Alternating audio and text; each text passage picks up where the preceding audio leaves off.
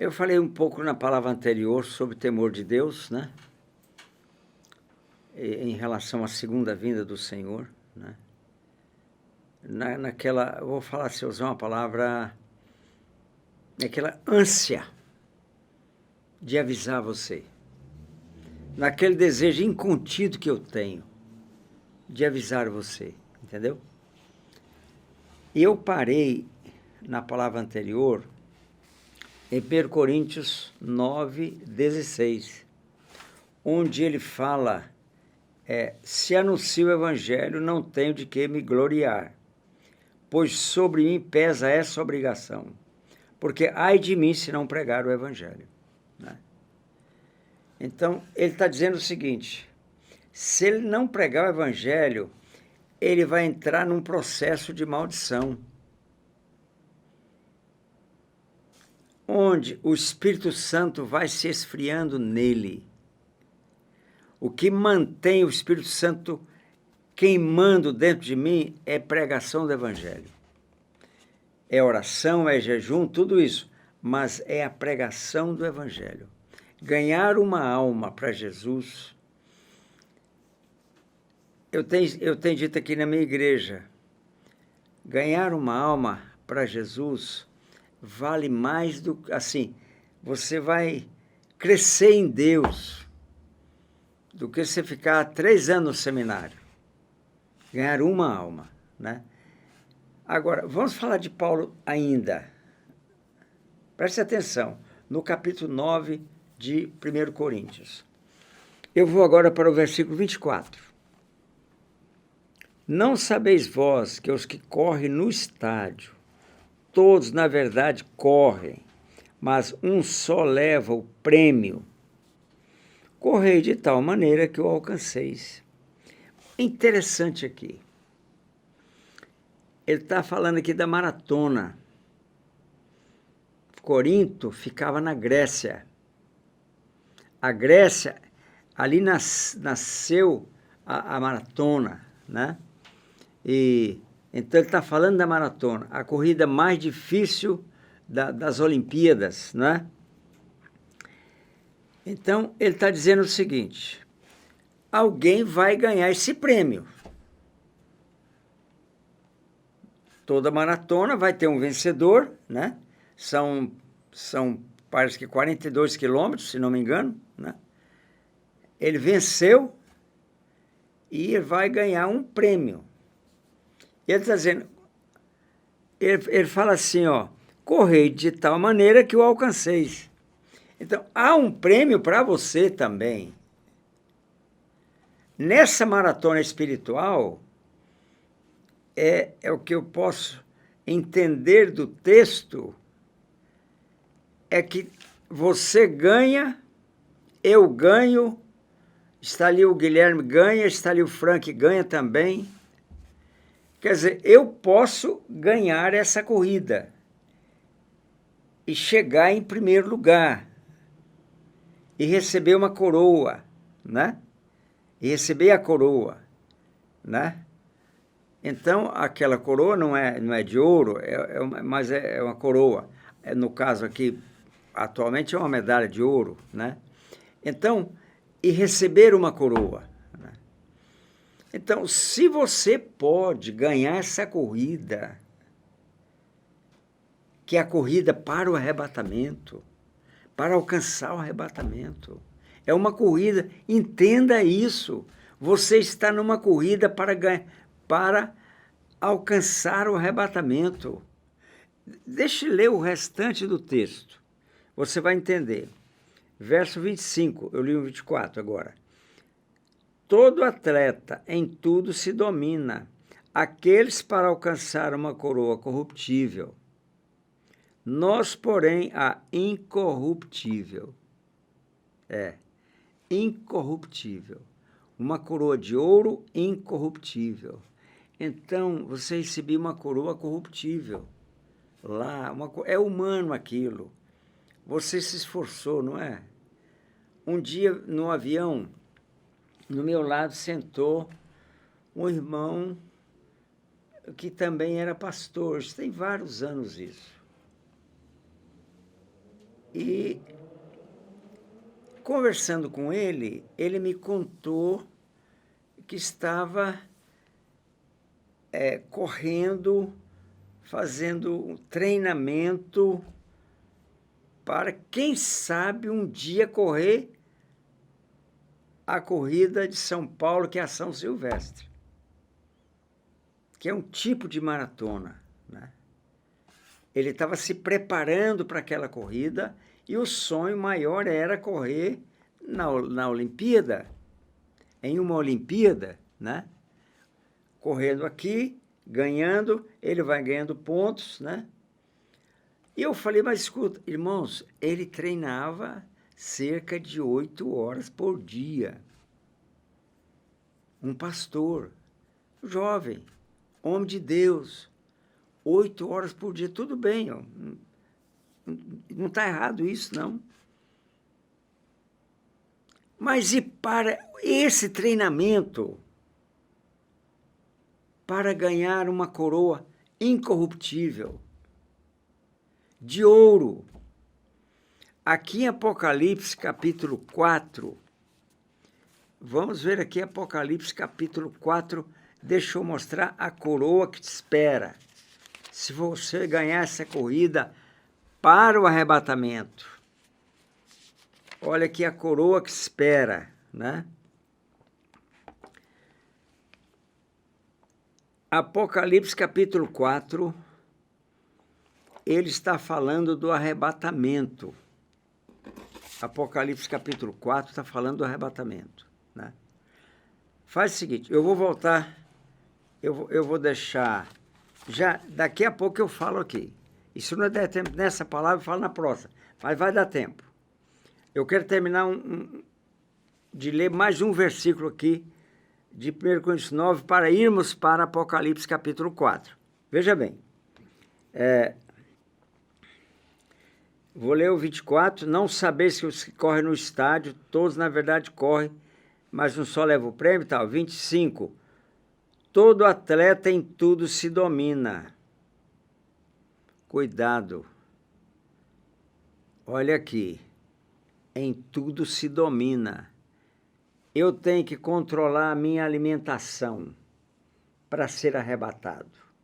Escute. Ah, mas o que tem a ver alimentação com arrebatamento? Pois é. Depois eu posso explicar isso, qualquer dia aí. Mas eu preciso controlar o meu alimento, né? Em tudo se domina. E a primeira coisa que você tem que dominar é a sua boca. O peixe morre pela boca, né? É a sua alimentação, o seu preparo físico. Um cristão tem que ter um bom preparo físico, não é? Eu tenho 84 anos, vou para a piscina, treino lá, né? Como eu quebrei a coluna ano passado, eu fiquei 5 meses parado, o médico que cuida de mim falou, por enquanto você não pode ir na esteira, gosto muito de correr na esteira, mas eu posso subir um monte, eu ando bastante, exercito, né? Eu exercito bastante na piscina, eu vou para o monte, desço, né? Eu vou orar lá no monte, desço. Então, em tudo se domina. Aqueles para ganhar uma coroa corruptível, nós, porém, incorruptível. Veja o 26. Assim corro eu, não sem meta. Ah, meu irmão, se sua meta, que eu vou mostrar aqui em seguida, qual era a meta de Paulo? Deixa eu mostrar. Não sem meta. Assim luto, não como desferindo os golpes no ar, mas esmurro meu corpo e o reduzo à escravidão, para que, tendo pregado a outros, não venha eu mesmo a ser desqualificado. Paulo, o grande apóstolo, temia ser desqualificado. O quê? Temia não ser arrebatado. Não passar no vestibular.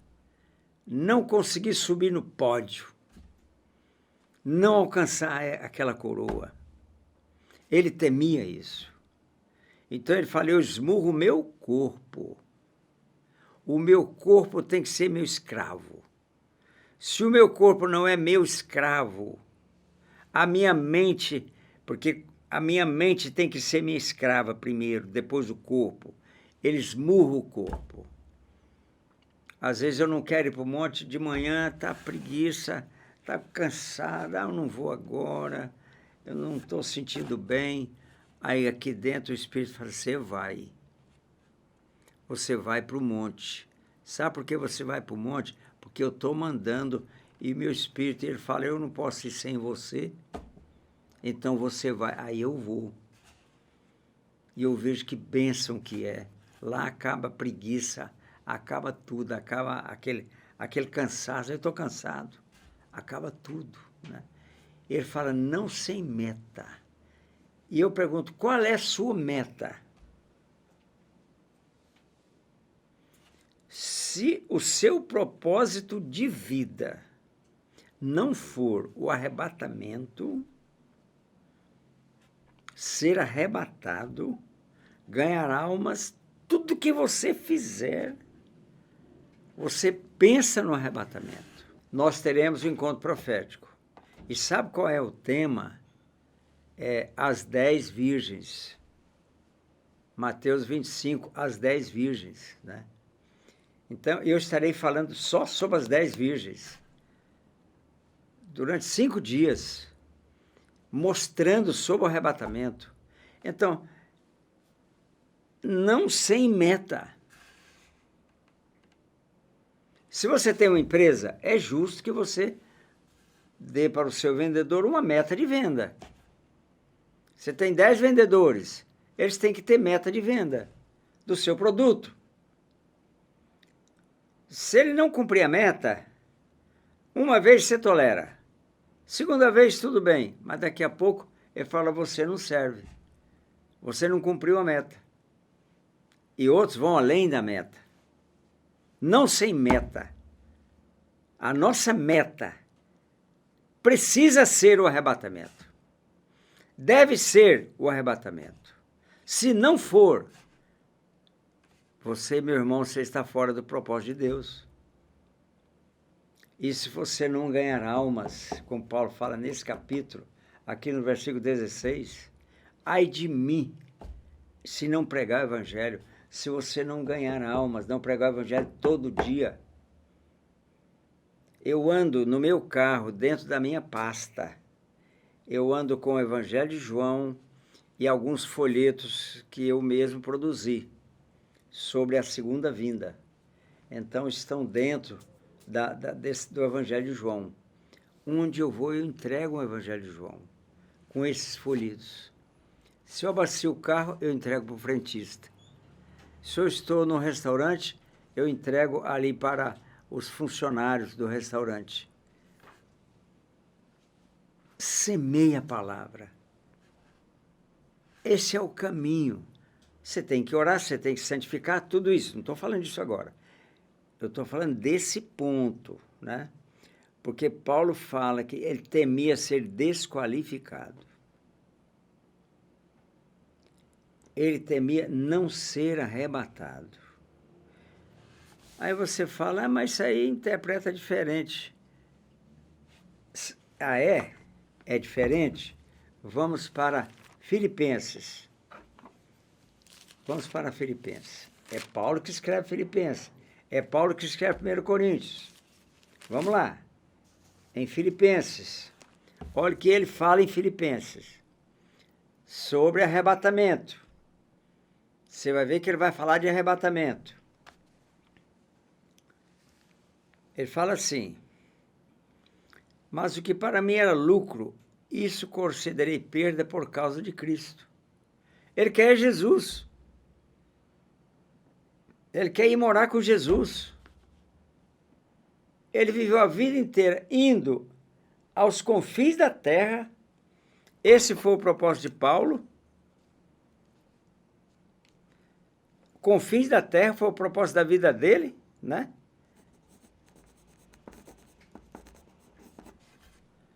Ele trabalhou a vida toda para levar Jesus aos confins da terra. Por quê? Considerei perda por causa de Cristo. Ele deixou tudo. Enquanto você não entrar num processo de perda na sua vida, você não estará nesse caminho.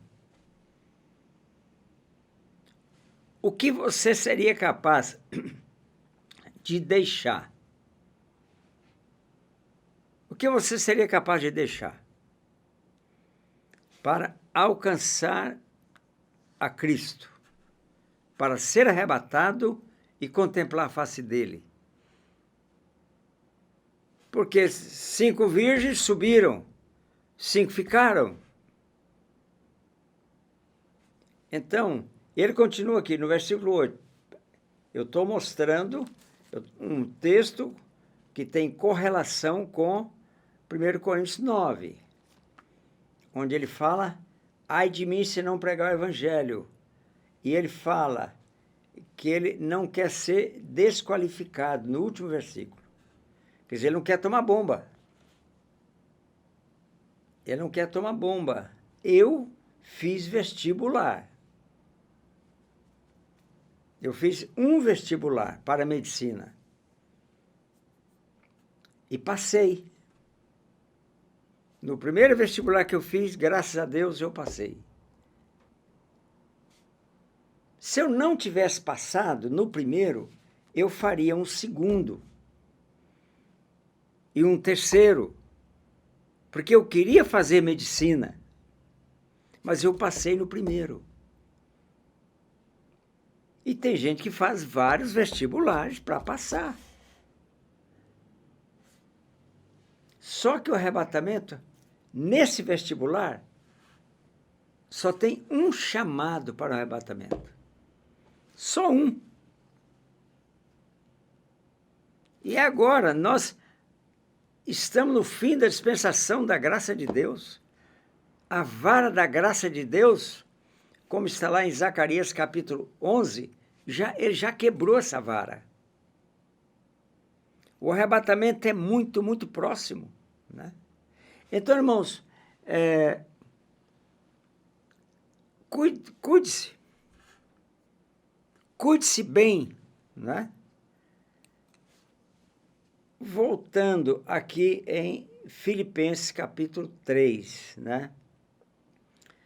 O que para mim era o lucro, isso considerei perda por causa de Cristo. Sim, deveras considero tudo como perda, por causa da sublimidade do conhecimento de Cristo Jesus, meu Senhor, por amor do qual perdi todas as coisas, e as considero como refúgio para ganhar, ou para conseguir a Cristo. É o que Paulo, a meta de Paulo era essa.